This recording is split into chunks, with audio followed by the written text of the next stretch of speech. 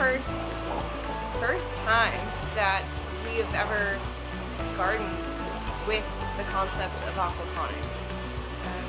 And it's been a journey to say the least. There's been a lot of ups, a lot of downs, a lot of lessons learned.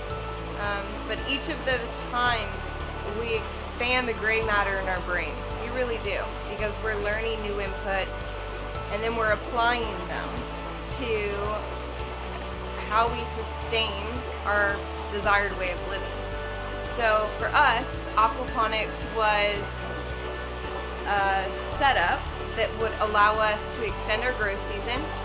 It would allow us to have the ability to harvest not only plants, but also fish to supplement our diet, which is, I think, super cool. So this past year we tested it out. We put in starters. There's, again, a lot of variables that came into play with the system.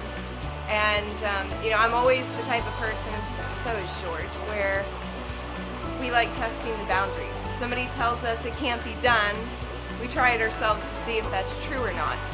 And that's certainly the case with tomatoes in aquaponics. I mean, the tomatoes have done great outside, surprisingly, thankfully.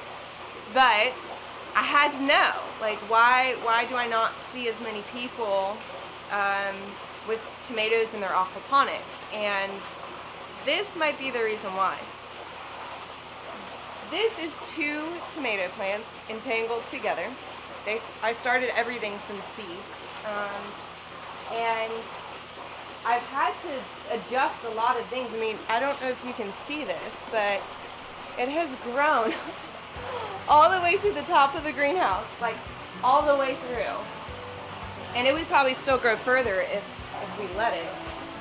But it is bearing fruit, which is good. You can see some of those back in here. But it is taking longer, it seems, in the greenhouse than it is out in the Back to Eden garden outside. So the big reason why I probably will not do tomatoes in at least the raised media beds is because they just take up so much space.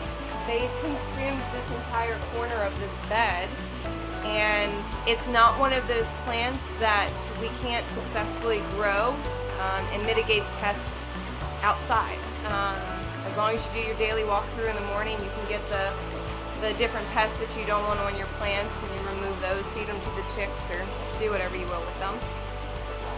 But they do well. Tomatoes do well in the greenhouse, in the aquaponics system. They just take up so much space. And there's a lot of other types of vegetables and even fruits that I'd love to experiment with in here. Like fruit that you've never tried before.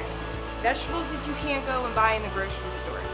That is my mission, is to eat things I've never eaten before.